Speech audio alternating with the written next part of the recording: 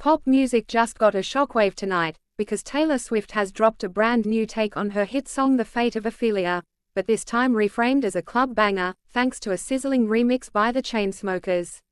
From the moment the announcement hit, via Taylor's official fan account, the beat changed. The post teased that the remix feels like, wrapping around us like a chain, a crown, a vine. This is no subtle variation. The Chainsmokers have taken the original's atmospheric storytelling and transformed it, layering in thunderous bass, driving percussion, and full-on EDM energy. The result, The Fate of Ophelia, has been reborn for the dance floor.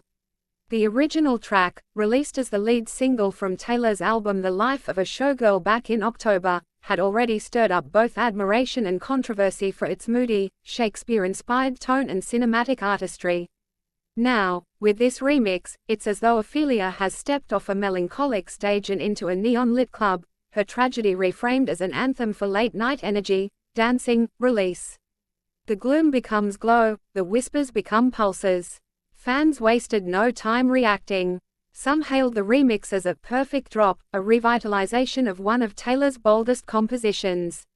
Others were understandably shocked. The melancholic undertones of the original feel almost at odds with EDM's high-octane rush.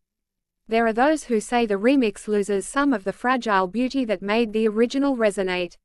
The Chainsmokers themselves seemed both humbled and ecstatic. In comments on the announcement, they thanked Taylor and called the collaboration an honor. Critics have weighed in too. Some say that the remix shows how willing Taylor is to experiment, to strip away expectations and let her music twist and evolve. Others argue that certain emotional subtleties can't survive a heavy bass drop and club beat. Either way, very few are indifferent. Comparisons between the two versions are inevitable. The original Fate of Ophelia was like a Gothic poem, haunted, introspective, romantic in its sorrow. The remix is the same poem, recited under strobes and pounding speakers, the sorrow still present, but reframed as something kinetic, urgent, alive. This drop also reflects a broader trend for Taylor lately: reworking, reimagining, remixing, giving her songs multiple lives. We saw that with the acoustic, Alone in My Tower, version earlier, and now with this EDM-inflected reinterpretation. For some longtime fans, it's proof that Taylor refuses to stay in any box.